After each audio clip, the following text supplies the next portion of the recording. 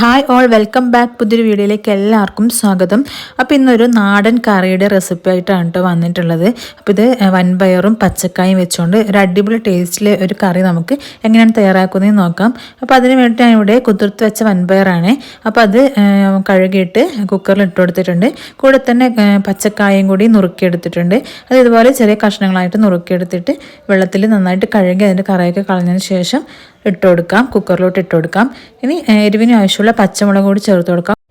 പിന്നെ ആവശ്യത്തിന് ഉപ്പും മഞ്ഞൾപ്പൊടിയും പിന്നെ വേവാൻ ആവശ്യമുള്ള വെള്ളം കൂടി ഒഴിച്ചു കൊടുത്തിട്ട് ഒരു 3 വിസിൽ വരുന്നത് വരെ ഒന്ന് വേവിച്ചെടുക്കാം. അപ്പോൾ പയറും കായയും സെപ്പറേറ്റ് വേവിച്ചെടുക്കേണ്ട ആവശ്യമൊന്നുമില്ല. 3 വിസിൽ അടിച്ച സമയം തന്നെ ഇത് നന്നായിട്ട് വെന്ത് കിട്ടും, ഉടഞ്ഞൊന്നും പോകത്തില്ല. അപ്പോൾ ഇത് നന്നായിട്ട് ഞാൻ വേവിച്ചെടുത്തിട്ടുണ്ട്. ഇനി ഇതിലോട്ട് നമുക്ക് പൊടികളൊന്നും ചേർത്ത് കൊടുക്കാം. അപ്പോൾ ഞാനിവിടെ മുളക് പൊടിയും കുരുമുളക് പൊടിയാണ് ചേർത്ത് കൊടുക്കുന്നത്. ഒരു ടീസ്പൂൺ മുളക് പൊടിയും ഒരു 1/2 ടീസ്പൂൺ കുരുമുളക് പൊടിയും ചേർത്ത് കൊടുത്തിട്ടുണ്ട്. അപ്പോൾ ഇതിൽ കറിക്ക് നമുക്ക് മല്ലിപ്പൊടിയുടെ ഒന്നും ആവശ്യമില്ല. അപ്പോൾ ഇതൊന്ന് മിക്സ് ചെയ്തതിന് ശേഷം ഇതൊന്ന് ചൂടാക്കിയെടുക്കാം. അപ്പം നമ്മൾ സാധാരണയായിട്ട് കായയിൽ കടലിട്ടിട്ട് എരിശ്ശേരി വെക്കാറുണ്ടല്ലേ. അപ്പോൾ അതിനേക്കാളും നല്ലൊരു ടേസ്റ്റാണ് ഈ വൻപയർ ഇട്ടിട്ട് നമ്മൾ കറി വെക്കുന്നത്. അപ്പോൾ നല്ലൊരു ടേസ്റ്റ്, നമുക്ക് ചോറിന് വേറെ കറിയൊന്നും ആവശ്യമില്ല. പിന്നെ നമുക്കിത് ഇങ്ങനെ തന്നെ കഴിക്കുകയും ചെയ്യാം കേട്ടോ. ഈ കറി മാത്രമായിട്ടും കഴിക്കാം. ഇനി കറിക്ക് വേണ്ടിയുള്ള അരപ്പ് റെഡിയാക്കണം. അപ്പം അതിന് വേണ്ടിയിട്ട് ഇവിടെ തേങ്ങയും 2 അല്ലി വെളുത്തുള്ളിയും ജീരകം എടുത്തിട്ടുണ്ട്. അപ്പോൾ വെളുത്തുള്ളി നമുക്ക് 3-4 അല്ലിയൊക്കെ എടുക്കാവുന്നതാണ് കേട്ടോ.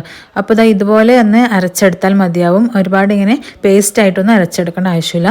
അപ്പോൾ ഇവിടെ മുളക് പൊടിയും കുരുമുളക് പൊടിയൊക്കെ ഇട്ടതിന് ശേഷം നന്നായിട്ട് തിളച്ചെടുത്തിട്ടുണ്ട്. ഇനി ഇതിലേക്ക് നമുക്ക് ഈ അരപ്പൊന്ന് ചേർത്ത് കൊടുക്കാം. അപ്പോൾ അതിൽ ഞാൻ അരപ്പിൻ്റെ കൂടെ തന്നെ കുറച്ച് വെള്ളം കൂടെ ഒഴിച്ചു കൊടുത്തിട്ട് അങ്ങനെ ഒരുമിച്ച് അങ്ങ് ചേർത്ത് കൊടുക്കാം കേട്ടോ. പിന്നെ ഇതിന് ആവശ്യമുള്ള വെള്ളം നമുക്കിതിൽ ചേർത്ത് കൊടുക്കാം. പിന്നെ ഈ സമയത്ത് തന്നെ നമുക്കിതിലേക്ക് വേണ്ടുന്ന ഉപ്പൊക്കെ ഒന്ന് ചേർത്ത് കൊടുക്കാം. അപ്പോൾ ഇത് ഒരുപാട് ഗ്രേവി ആയിട്ട് വേണമെന്നുണ്ടെങ്കിൽ അങ്ങനെയും ചെയ്യാം. ഇപ്പം നന്നായിട്ട് ഇങ്ങനെ തിക്കായിട്ട് വേണമെന്നുണ്ടെങ്കിൽ അങ്ങനെയും ചെയ്യാം.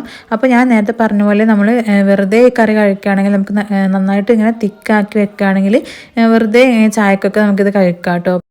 കറി ഇവിടെ നന്നായി തിളച്ച് വന്നിട്ടുണ്ട്. അതിലേക്ക് ആവശ്യമുള്ള കറിവേപ്പില കൂടി ചേർത്ത് കൊടുത്തിട്ടുണ്ട്. അപ്പോൾ ഞാനിത് ഒരുപാട് അങ്ങ് കുറുക്കിയെടുക്കുന്നില്ല. എനിക്ക് കുറച്ച് ഗ്രേവിയോട് കൂടിയിട്ടുള്ളത് തന്നെയാണ് ആവശ്യം.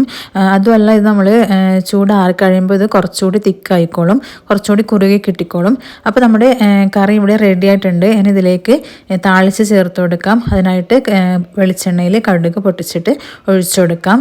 അപ്പോൾ നമ്മുടെ നാടൻ ടേസ്റ്റോട് കൂടിയിട്ടുള്ള വൻപയർ കായ കറി ഇവിടെ റെഡി ആയിട്ടുണ്ട്. അപ്പോൾ എല്ലാവരും ഇതുപോലെ ട്രൈ ചെയ്യാത്തവരുണ്ടെങ്കിൽ ഒന്ന് ട്രൈ ചെയ്ത് അഭിപ്രായം പറയണേ. അപ്പോൾ നമുക്ക് മറ്റൊരു വീഡിയോയുമായി വീണ്ടും കാണാം. ബൈ.